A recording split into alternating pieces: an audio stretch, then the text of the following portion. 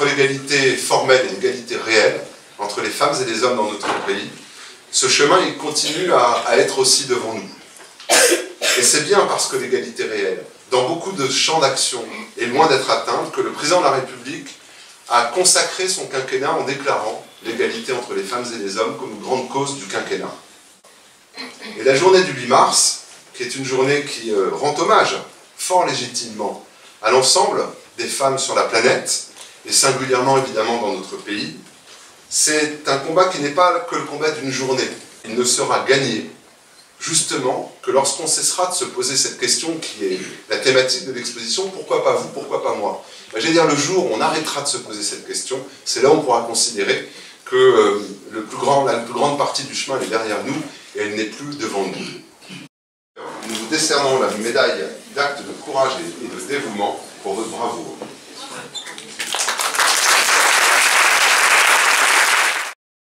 Vous avez la cuisine et les postes de soins, donc on travaille toujours à deux. Au fur et à mesure.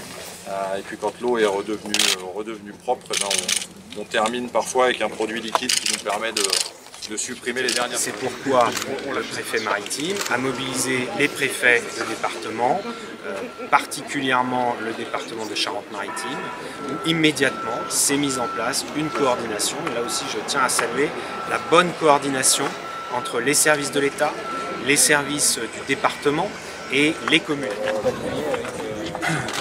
On voit déjà un peu on a vu tout à l'heure les moyens.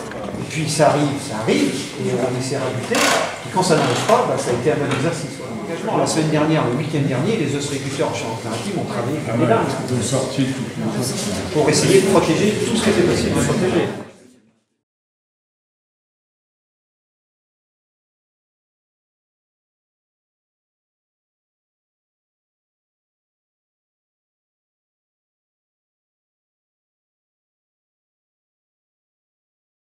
Nous sommes très heureux de vous accueillir ici aujourd'hui, en cette préfecture, maison de l'État dans le département, et qui, à ce titre, est la maison de tous nos concitoyens et votre maison désormais. Cette cérémonie scelle pour chacune et chacun d'entre vous votre adhésion à notre nation, à notre pays et à notre République. En vous accueillant aujourd'hui dans la nationalité française, je peux vous dire l'honneur et la fierté qui est la nôtre de vous accueillir et de vous recueillir au sein de la République. Citoyens français, vous êtes désormais partie prenante d'une communauté de valeurs, d'une communauté de droits et d'une communauté de devoirs.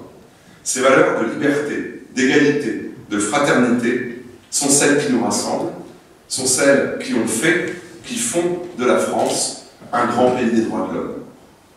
Permettez-moi de vous souhaiter, au nom de la République, mes chers compatriotes, la bienvenue dans notre communauté nationale. Je vous remercie.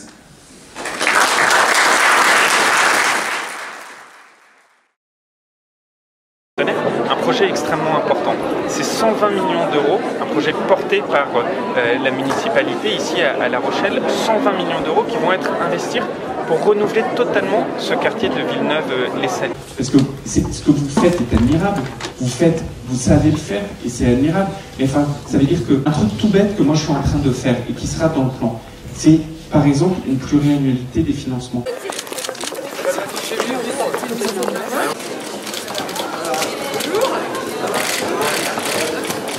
Vous êtes prêts?